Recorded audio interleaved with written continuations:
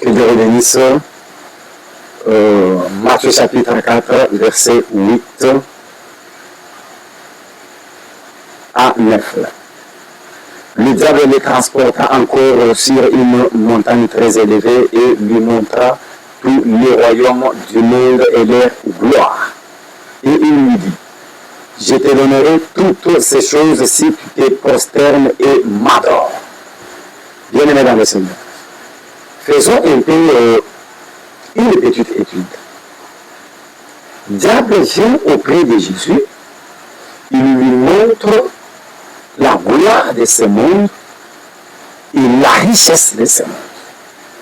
Et après, il dit à Jésus, si tu te prosternes et tu m'adores, je vais te donner toutes ces histoires.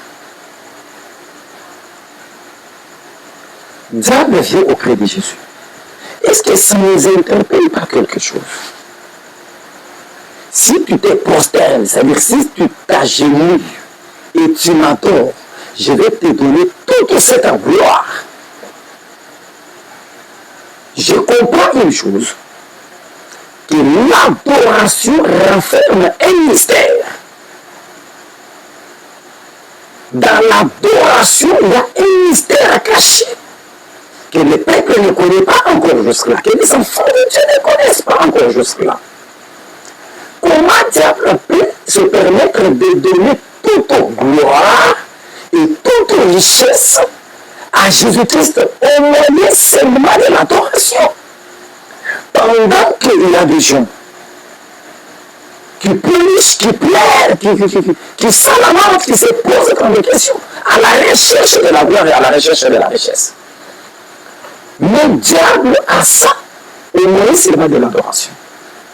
Permettez-moi un peu de vous dire quelque chose. L'adoration doit être le sujet d'un seul qui a créé le ciel et la terre, et ce dernier, c'est Jésus-Christ de Nazareth. Si le diable qui n'a pas créé quelque chose veut donner à tout celui qui va l'adorer, mais à combien plus forte raison le Dieu est tout-puissant. Lorsque vous tournez vers lui les regards, vous serez rayonnés de la joie. C'est-à-dire, en tout et pour tout, nous serons le sujet de la joie pour la gloire de l'Éternel.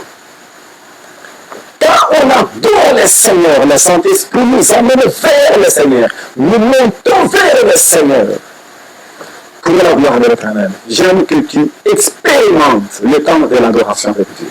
Au nom de Jésus.